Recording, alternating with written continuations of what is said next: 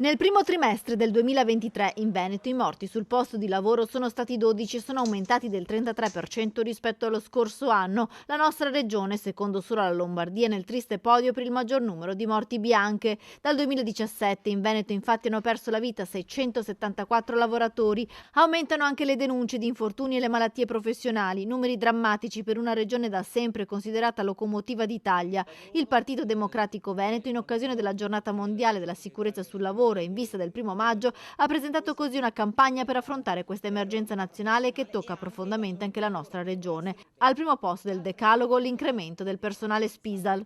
Bisogna aumentare i controlli, avere più personale degli Spisal e quindi la regione deve procedere con le assunzioni che finora non ha fatto.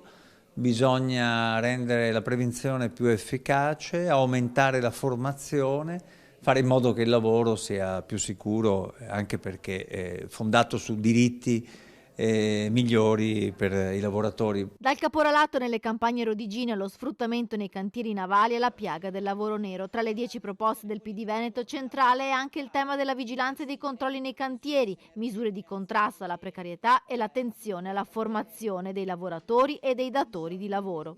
C'è il grande tema della connessione purtroppo tristemente forte tra gli infortuni sul lavoro e il tema dello sfruttamento, dell'illegalità e del subappalto, e quelli devono essere i luoghi in cui la vigilanza viene aumentata. La seconda parola d'ordine è prevenzione, perché ovviamente la sicurezza sul lavoro appunto non può essere un vessillo che si sventola quando c'è la tragedia, ma deve essere un processo costruito giorno dopo giorno, passo dopo passo, e lo si può fare attraverso appunto un'azione di prevenzione che si fondi sulla formazione,